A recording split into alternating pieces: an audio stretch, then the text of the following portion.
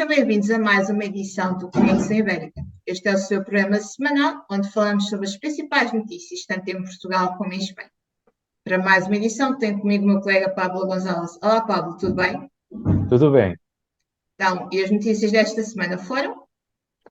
Bueno, pues la primera era insoslayable, pues nuestra presentación allí en Lisboa. Vamos a comentar cómo fue. Incluso también otro acto que hubo inmediatamente después del Cervantes, también muy interesante. En segundo lugar, vamos a comentar la visita de Nuno Santos aquí a Pedro Sánchez. Y por último, un artículo de opinión siguiendo esa línea de investigación que hice en un viaje a la ciudad de Tomar, pues he seguido leyendo e investigando sobre el asunto. Começamos então com a presença do Altarpésio em Lisboa, num evento que contou com a participação de um dos novos rostos deste novo PS, Francisco Assis. Como é que foi esta apresentação em Lisboa? Bueno, pues la verdad que estuvo por encima de nuestras expectativas. Es verdad que veníamos trabajando, era una asignatura pendiente, también nos cogió la pandemia y también había que madurar un poco el proyecto porque es complicado intentar hacer algo que sea bien recibido en los dos países simultáneamente. Y bueno, de la mano de la Unión de Ciudades Capitales de Lengua Portuguesa, su secretario general, de Pito Ramallo, pues bueno, nos acogieron allí. Bueno, hubo como unas 70 personas, se transmitió, está en YouTube, lo podéis ver. Yo creo que lo que mejor pueden hacer nuestros lectores es ver el evento para hacerse una idea de la dimensión, de la representación que hubo en general. Pero bueno, sí que puedo adelantar bueno, Francisco Asís, que es una persona con mucha proyección mediática actualmente, con mucha cercanía al candidato socialista y bueno, muy influyente, pues bueno, fuimos de la mano de Francisco Asís. Hay que decir que la UCLA también es un organismo que está cercano al Ayuntamiento de Lisboa, es decir, que nosotros no queremos perder una visión transversal, es decir, nosotros podemos juntarnos con gente eh, de diferentes ideologías, desde una cierta moderación y estamos eh, a gustos, ¿no? Entonces, pues bueno, fue una forma de dar un impulso a un debate, de afrontar sin complejos, ¿no? Esas relaciones entre España y Portugal, presentar el proyecto político y el proyecto mediático del trapecio y el Tratado de Amistad, ¿no? Explicar exactamente cómo había avanzado estos 5 años, ¿no? En paralelo, los avances que había habido en las relaciones entre los dos países y que coincidía eh, sospechosamente también con que nosotros existimos. Evidentemente no somos el único factor, es un factor pequeño, pero hemos contribuido de alguna manera, por lo menos a dar a conocer esos avances y también a dar algunas ideas en torno a qué fórmulas podemos encontrar para la relación. Y hay que decir bueno, hubo representación de la Presidencia de la República entre el público, incluso estuvo el presidente de la Sociedad Histórica de Independencia de Portugal, la directora de la Organización de Estados Iberoamericanos, un representante del Tribunal Constitucional, diputados del PS y del PCP, varios representantes diplomáticos de países iberoamericanos y de África lusófona, diplomáticos de la Embajada de España, el presidente de la Cámara de Comercio luso-española, el decano del Colegio de Economistas, el gran mestre del Grande Oriente Lusitano, el presidente de Agencia Lusa, un representante de la Asociación 25 de Abril, presidente de Inatel, una vocal de la Administración de Turismo Portugal, también un representante del Rectorado de la Universidad de Lisboa, el alcalde de Vilanova de Cerveira, que forma una aerocidad con Tomiño, y también un representante del Frente Cívico Vilar Formoso y Fuentes de Oñoro, y por último el editor del Trapecio, Jaume Rosach, también estuvo allí con nosotros, ¿no? El acto estuvo presentado por Ramón Font, pues, histórico, ¿no? Corresponsal de Televisión Española desde los tiempos de la Revolución de los Claveles, allí en Lisboa, hoy ya jubilado, y bueno, pudo dar una visión introductoria bueno, de cómo de cómo este tema del liberismo va y vuelve, ¿no? Como él lo ponía la metáfora de una ola, ¿no? Y bueno, el título era de Iberia en el triángulo de Europa, África y América Latina. Es decir, nosotros queríamos reforzar la importancia de relacionarnos bien para una proyección internacional, es decir, una visión geopolítica y cultural. Y eso es lo que insistió mucho Víctor Ramallo, que a él le ha interesado mucho aunque siempre ha estado él interesado en los asuntos lusófonos, pues ha visto que es interesante añadirle un plus a lo lusófono y él plantea eso, que esta alianza con el mundo hispano, pues lo ve muy claro, sobre todo en el plano cultural y diplomático, y cuando se hacen bien las cosas en ese plano, tiene consecuencias económicas positivas. Y bueno, pues yo mismo también pues hice bueno, un mensaje, trasladé un mensaje que los lectores del Trapecio más o menos ya lo conocen, los que nos han seguido, intenté sintetizar todo, ¿no? El balance general de todo esto y también cómo hemos intentado reinventar y rehabilitar el iberismo de una forma respetuosa para los dos países, ¿no? Y bueno, Pablo Castro también él se ciñó más al texto del tratado de la estrategia común de desarrollo transfronterizo, explicándola y planteó eso, que el punto de partida hoy en día pues es más exigente que en el pasado, es decir, que tenemos que llevarlo a la práctica pues, con una mayor autoexigencia, con una mayor constancia. Francisco de Asís, pues bueno, dijo que por primera vez no hay miedo entre nosotros ibéricos y que ya pues eso tenemos que plantearnos eso de dejar cualquier tipo de tabú bueno, yo eso sí que lo resubrayé, de alguna mezquindad o de alguna sospecha o de menosprecio, venga de donde venga. Y bueno, y nos dejó un titular espectacular, Francisco de Asís, que yo creo que resume muy bien nuestra línea editorial, que se sabe que el iberismo como voluntad de aproximación, diálogo e intercambio de conocimiento es extraordinario. Entonces, pues oye, un gran mensaje que queda para la historia.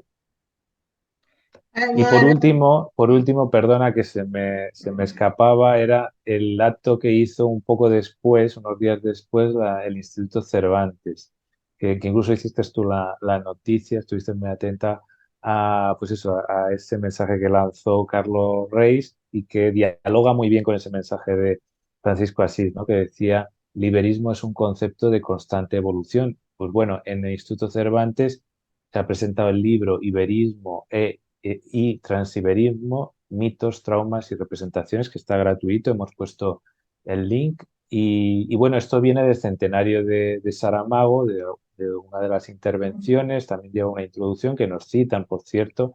Antonio Báez hace la introducción, el prefacio y hace referencia al trapecio también. Y bueno, especialista sobre todo en literatura, ¿no? En esa de Quirós bastante, pero también en Antero de Quental y Miguel Torga y Saramago, todos ellos iberistas. Y bueno, muy cercanos, claro, como decía, del centenario de Saramago y por tanto también a Pilar del Río y a la Fundación Saramago. Y bueno, han querido dar ese paso adelante y divulgar todo esto que ya estaba publicado, pero no habían dado mucha difusión, que esta es una de las cosas que yo planteé en el debate. Dije, se hacen cosas, pero hay como una cierta autocensura para no divulgarla mucho, por si acaso molesta a alguien, ¿no? Pues yo creo que con nuestro acto hemos ayudado también a que otros se animen a dar pasos de trabajos que ya venían haciendo hace tiempo, pero que a lo mejor no le querían dar mucha difusión. También el hecho de que justo ese momento de cambio de embajador y de cambio de gobierno también se abre ahí como una ventana de oportunidad donde nadie se tiene que sentir aludido ni responsabilizado de nada, que nadie se tiene que sentir porque son actos de fraternidad, pero es un buen momento realmente para trasladar estas ideas. exato. Em Madrid, os Pedros, como eu gosto de chamar, Nuno Santos e Sánchez, reuniram-se para uma troca de ideias. Fala-nos mais. Bueno, pues mira, justamente, sabes que nosotros insistimos mucho en la fórmula de Alianza Ibérica, que ya periodistas lo plantearon en la cumbre ibérica de Viana do Castelo, pero nunca líderes políticos de los dos partidos, fundamentalmente socialistas, por ese ¿no? Están en el poder y generalmente han sido los más interesados, pero bueno, puede haber evidentemente cualquier partido y hay intercambios y tal pero es la primera vez que se habla de Alianza Ibérica.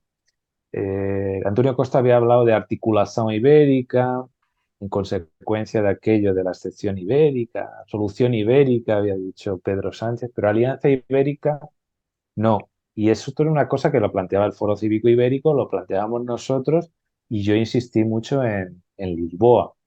Tenemos que decir que Francisco Asís es una persona, un asesor muy estrecho de Nuno Santos. Entonces yo creo que Nuno Santos le llegó de alguna manera al oído este término como algo de decir, oye, si le dices esto a Pedro Sánchez le va a gustar. Imagino algo así sería la conversación como me la puedo imaginar, ¿no? Pues para que veas cómo una buena acción pública pues llega a haber como una especie de influencia. Es cierto que ahora Nuno Santos está en condición de candidato, Pedro Sánchez, a pesar de la debilidad del gobierno, es presidente. Entonces, está más en una posición pues bueno, de, eh, de ascensión, ¿no? A una posibilidad, ¿no? Santos, pero no es el poder, entonces tiene como más margen de maniobra o más margen de intentar agradar al gobierno de España. Y bueno, dijo, sí que aclaró que esto también es interesante y ese debate apareció en el acto que hicimos en Lisboa, y es que la obra del tren Madrid-Lisboa sigue en su curso, va avanzando y que no hay ningún olvido, que aunque haya una prioridad por el eje atlántico y que nosotros apoyamos, pero eso lleva muchos años haciéndose y sigue invirtiéndose, se sigue trabajando, sigue avanzando, que va a llegar hasta 250 kilómetros por hora, no va a ser exactamente un AVE, un TVG, pero sigue su curso, Vai com que eso calma. también entra dentro de la parte de la autocensura, pero que sigue avanzando y, eh, y también es una contestación a Ayuso E y moedas. Moedas, que hicieron muy bien en decir, oye, también existe esto. Pero es que ese debate, y nosotros lo hemos planteado, esto no es un debate de priorizar uno sobre la otra o uno sí y otro no. Nosotros estamos planteando que todas las conexiones son buenas, que unas se pueden hacer un poco antes que otras, pero que todas son buenas, ¿no? Y a veces, por ejemplo, la de Ayuso y Moedas sí que daba la sensación como que no existían las obras que estaban en curso. Sí, hay obras en curso, tú puedes decir que tienen que ir más rápido, pero existen, no es que no exista. El problema es que no se divulga. Esos son otros temas que para eso nosotros existimos, para suplir esa simetría, ¿no? Entonces, pues, bueno, la verdad que es bueno que haya esa fraternidad entre los dos partidos socialistas, igual que cualquier otro de otra ideología. Entonces, pues bueno, vemos cómo se materializan y cómo circulan esas ideas. Voltamos agora a tomar e ao legado hispânico de tomar. Fala-nos mais sobre isto. Bueno, pues continuando pues la investigación que llevaba haciendo, pues bueno, ya en Navidades y todo este tiempo he estado pues eso, leyendo documentos históricos, diferentes libros para darle continuidad a cómo fue posible esa unión de coronas y que hubo una parte muy diplomática de intentar incorporar pacíficamente a las élites portuguesas dentro de la monarquía hispánica con autonomía, ¿no? Y dando mercedes a los aristócratas. Y bueno, y hay varios episodios interesantes que he encontrado eh, sobre cómo fue recibido, con lemas, con mensajes allí en Tomar cuando llegó Felipe I de Portugal, ¿no? Felipe II de España.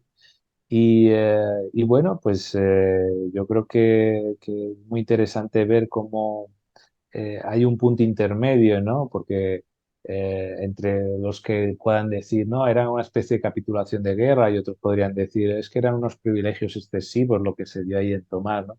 Bueno, pues hubo una cosa intermedia, ¿no? Es verdad que al principio se entendió más por la parte de la herencia y después se entendió más por la parte de la conquista, pero porque el devenir histórico llevó a que los últimos años, pues, tanto los impuestos, las guerras, la ausencia del rey, el reino de Portugal, pues llevó a una desafección y a que al final pues se hiciera pues la guerra de la independencia y con toda su motivación y toda su sus cargas de razones, pero bueno, hay que entender que es un proceso complejo, que por ejemplo el propio Veríssimo Serrão, ¿no? Un historiador muy conocido en Portugal, decía que bueno, los primeros 45 años fueron buenos y los últimos 15 malos. Yo creo que es una buena fórmula para llegar a un consenso, ¿no? Y bueno, explico diferentes aspectos de ese inicio. Incluso explico que el Madrid filipino, el filipino de los Felipes, ¿no? También era un Madrid muy luso. Había mucha comunidad, claro, cerca del rey para intentar influenciar, ¿no? Y también, por ejemplo, Verísimo también explica cómo, pues eso, las obras, la reconstrucción, las fundaciones, las ermitas, las iglesias, los acueductos, tal, las fortalezas, pues hubo un tiempo de construcción bastante interesante, ¿no? También explico cómo esta familia de los Castillo encontraba a otro Castillo por ahí que era hijo de João de Castillo, ¿no? Juan de Castillo, que es Antonio de Castillo, que era el archivista de la Torre de Otombo. Pues este le ayudó mucho a Cristóbal de Moura, que es como el Serpa, el que le ayudó un poco a hacer el diálogo con la élite portuguesa para integrarla y se dedicó a buscar argumentario jurídico para decir que realmente el candidato, ¿no? Frente al prior de Crato o los Braganza, realmente el que tenía toda la razón y todas las razones y además de las conveniencias y ventajas era Felipe, ¿no? Hijo de Isabel de Portugal y nieto de don Manuel, ¿no?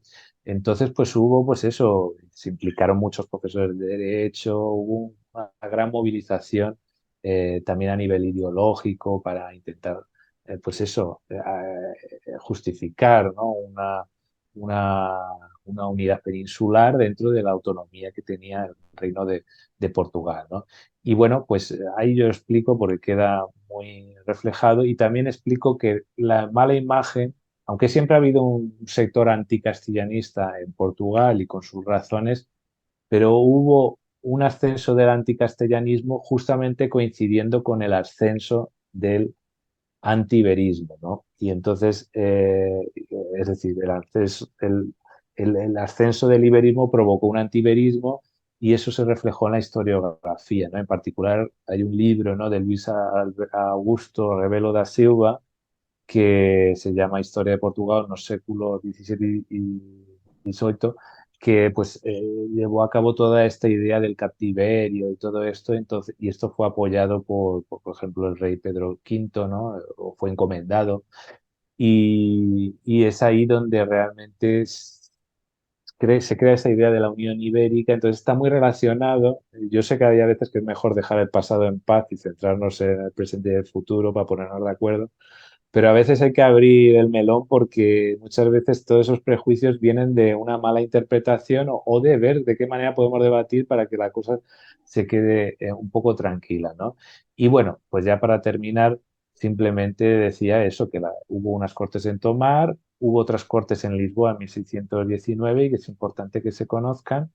Y bueno, y Cristóbal de Moura, por ejemplo, también tuvo un castillo en Figueira do Castelo de Rodrigo, que probablemente lo estuvo allí temporadas cuando la capitalidad de Madrid se trasladó a Valladolid durante unos años. Y por último, diré que el próximo mes ya sale a la luz un libro por parte de la Asamblea de la República, que si no me equivoco se va a llamar De Mosteiro a Parlamento, donde se va a dar luz a las investigaciones sobre lo que hay debajo del Parlamento portugués, los fantasmas que puede haber o no, o las curiosidades. Y esto en una siguiente edición lo contaré toda la historia con las novedades que aparezcan. Bueno, hasta aquí mis tres temas. ¿Cuáles han sido los tuyos, Andrea? Continuamos com livros, e este é um livro de fotografias sobre 25 de Abril. Passamos para os Oscars do Turismo, onde Portugal e Espanha estão em força. E para terminar, que forma é que os diferentes casos de corrupção podem ou não afetar estas eleições em Portugal, que são mais que uma, que as pessoas só pensam numa, mas elas são mais. Muy bien, pues vamos con, bueno, el inicio de todas estas actividades de los 50 años y un libro muy interesante, ¿no? De fotografías. Exato. Então, as atividades para celebrar os 50 anos do 25 de Abril estão mesmo a começar. Aliás, Esta próxima semana vamos conhecer o programa completo das festas, mas já foi lançado um livro de fotografia do fotojornalista Alfredo Cunha, é um dos mais importantes do país. O livro chama-se 25 de Abril de 1974, quinta-feira. Aliás, foi uma quinta-feira que tudo começou, que a democracia em Portugal começou, e este livro foi apresentado onde o Altrapézio esteve, em Belém, mesmo em frente para o Rio. Está dividido em três partes, conta com fotografias inéditas, e está dividido entre a Guerra Colonial, o dia 25 de Abril e o pós-25 de Abril, aquele verão quente. Bem, estas três partes têm textos de três figuras marcantes daquele dia.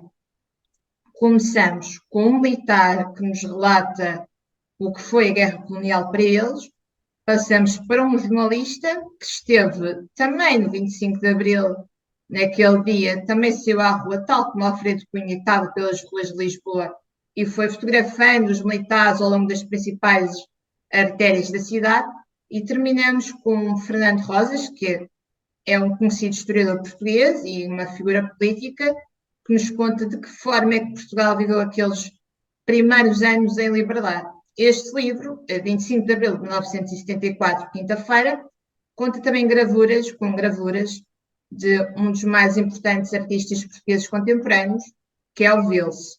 Só um facto curioso. Para além do livro, estas fotografias também deram origem a um pequeno filme com música de Rodrigo Leão, e o nome 25 de abril de 1974, quinta-feira, é um facto curioso, porque em 1974, como diz o próprio nome, o dia 25 de abril calhou uma quinta-feira. Em 2024, o dia 25 de abril vai calhar também uma quinta-feira. Pues sí, la verdad que muy simbólico y poético, ¿no? Una quinta-feira. Pues estaremos muy atentos, ¿no? Y le daremos cobertura a todos estos actos, sobre todo también intentar ver de qué manera también creamos puentes, ¿no? Y la cantidad de españoles que se ilusionaron a hispanoamericanos, ¿no? Con aquella transformación. Bien, ahora pasamos a un tema donde España y Portugal son campeones, ¿no? El turismo. Completamente. Bem, estes são os Oscars do turismo, os World Travel Awards, que estão a ser votados até dia 4 de fevereiro. A votação está a acontecer online, e onde nas diferentes categorias, Sanmo, que está em foco, é o de Portugal e o de Espanha. Não só aqueles destinos turísticos que a gente pensa logo, tipo melhores cidades, Lisboa, Porto, Madrid, Barcelona, ou melhores destinos turísticos de praia, Ilha da Madeira, ou as Canárias, mas também destinos não muito conhecidos pelas massas, mas sim pelos ibéricos. Temos, no caso do Alentejo, um dos destinos, uma das atrações que está a concorrer, que é o Dark Sky do Alqueva, aos passadiços. Inclusive, há vários passadiços em Portugal, um deles é o do Paiva, que está a concorrer como melhor destino para desporto assim, um desporto mais vigoroso, vamos assim dizer, ou, se preferir, um passeio mais relaxante. Bem, como bem disseste, há a coisa que Portugal e Espanha são campeões, é no turismo. Aliás, Portugal espera mesmo que neste ano de 2024 o número de visitantes aumente, isto mesmo para além dos conflitos bélicos existentes no mundo. E o turismo é um dos nossos principais motores económicos. Sí es, yo imagino bueno, que si vienen aquí es porque les gusta y lo pasan bien, mientras que sea un turismo de respeto. Otra cosa es que llegue un momento en el que la saturación sea tal y los efectos negativos de la masificación, pues ya haya que ponerle un límite. Y es cierto que tanto Barcelona como Lisboa ya están en ese límite. Pero bueno, si vienen es porque hay algo aquí bueno, ¿no? Sim, para uma coisa que já se começam também a apresentar aquelas taxas de pernoita, as grandes cidades já têm aquelas taxas de pernoita para quem vem especialmente em cruzeiros, aliás, algo que Lisboa e Barcelona também estão a concorrer, é na categoria melhor porto de cruzeiro da Europa.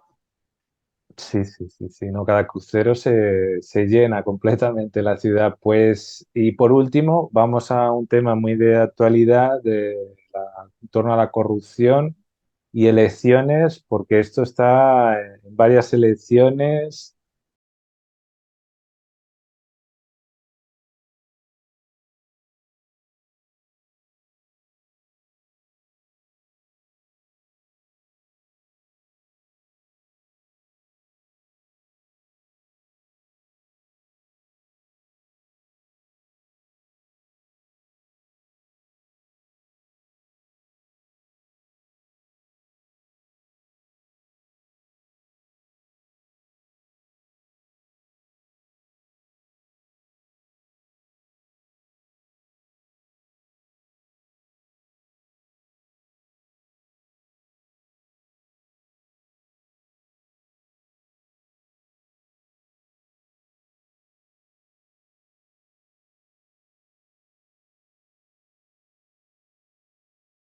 Y está en varios partidos y bueno, ya es una cosa que incluso recurrente, ¿no? Pues ya pasó en el pasado, pero bueno, ha vuelto de diferente forma, ¿no? Pero sigue en el debate público, ¿no?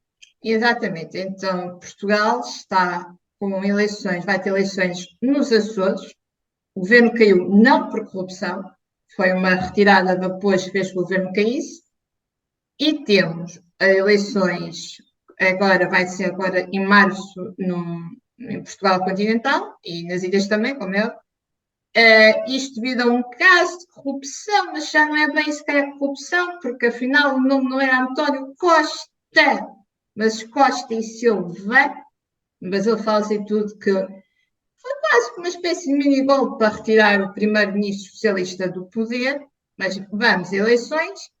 E mais recentemente tivemos o anúncio que na Madeira, na Pérola do Atlântico, mais um caso de corrupção envolvendo aqui também o governo regional, que é desde há mais de 40 anos ligado ao Partido Social Democrata, ao PSD, que nestas eleições vai junto ao CDS como AD, uma marca que conta também com mais de 40 anos e que volta agora ao boletim de votos portugueses. Mas de que forma é que estes casos de corrupção podem ou não influenciar o sentido de votos portugueses? Não só para as autonómicas, agora nos Açores, provavelmente daqui a uns meses na Madeira, como já as legislativas de março. Bem, temos casos de corrupção tanto à direita como à esquerda, a verdade tem que ser dita. Não podemos esquecer deste caso com o António Costa, a Operação Influencer, ou o caso Marquês com o José Sócrates, que com o fantasma anda sempre a ensombrar. Bem, a verdade é que nas sondagens mais recentes que saíram, se alguém que tem subido com estes casos é o Chega. O Chega de André Ventura, em algumas sondagens está a aproximar-se da AD, que ainda aparece, em algumas aparece com uma ligeira vantagem, outras aparecem em segundo lugar, o PS, Pedro Nuno Santos, aparece como o vencedor das eleições, mas nunca com maioria absoluta. Aliás, depois do que aconteceu com as últimas eleições vencidas por António Costa, há algo que os portugueses não querem saber, é de maioria absoluta, que a última maioria absoluta acabou com um governo que mal durou um ano. Bem, o que, para além de o termo corrupção entrar cada vez mais no discurso dos diferentes partidos políticos e das sondagens indicarmos a ascensão da extrema-direita como a terceira força política, já foi em outras eleições, mas como uma terceira força política que pode viabilizar um governo em Lisboa, já o fez nos Açores, o governo caiu, e há a possibilidade de viabilizar um governo em Lisboa, para além desta ascensão do Chega, e da possibilidade de termos uma vitória do PS, ainda nada de certo, mas há sondagens que dão, mas sempre com uma fortíssima margem de vitória, tanto para a esquerda como para a direita. o que vamos ter são governos muito provavelmente mais frágeis e onde provavelmente se vai ter que recuperar o conceito de geringonça à esquerda ou à direita. Uma geringonça à direita, a grande questão seria com a participação do Chega ou não. Uma geringonça à esquerda, o Bloco de Esquerda, que já esteve presente na anterior geringonça, já levantou um bocadinho o véu da possibilidade de poderem se juntar, afirmando e tudo que o último governo onde a geringonça esteve ativa fez bastante pelos portugueses e há a possibilidade do Bloco de Esquerda poder se juntar a um PS numa possível Yo forma de creo governo. que esta vez la jeringonza será de coalición de gobierno y no de alianza parlamentaria, o por lo menos lo que Sim, van a muito querer el provavelmente. segundo y el tercer partido, porque yo creo que van a imitar un poco a la experiencia aquí con Podemos en España. Sim, Otra muito cosa es provavelmente. los números que aparezcan, porque a veces cuando los números no cuadran bien, prefieren intentar repetir las elecciones o lo que sea. E Desconozco já ahora o que mismo se la fala, legislación. já o que se falou também muito em Espanha, é e o candidato Y levanta a possibilidade de apoiar o PS caso o PSD não tenha maioria absoluta, viabiliza um governo PS. Neste caso, houve um deputado que passou do PSD para o Chega e afinal já não é do Chega, que disse que o líder do CDS tinha levantado a possibilidade que, pronto, se o Sade não ganhar, que não veria mal a um governo do PS, neste caso. E que já se fala muito, as eleições ainda não foram, mas já se fala muito do que se deve fazer depois, aliás, e tudo, já há um governo de direita formado, com ministros e tudo, há nomes de ministros para um futuro governo de direita, ainda sem eleições.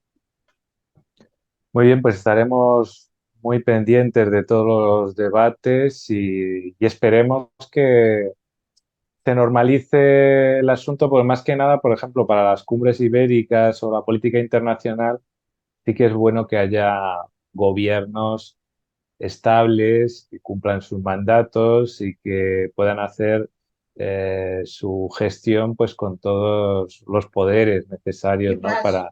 Para eso. A veces pasar desapercibido no es malo, ¿eh? En arena internacional cuando las cosas están mal.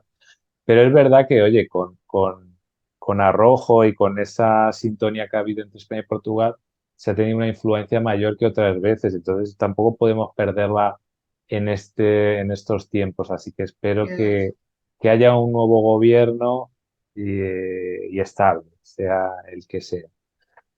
Pues nada, este ha sido el balance semanal, ya sabéis, en español y en portugués, las principales noticias de España, de Portugal, de la iberofonía en general, y nos podéis encontrar en redes sociales, en YouTube, y bueno, pues ya la próxima semana seguiremos atentos a todas las noticias de la próxima semana.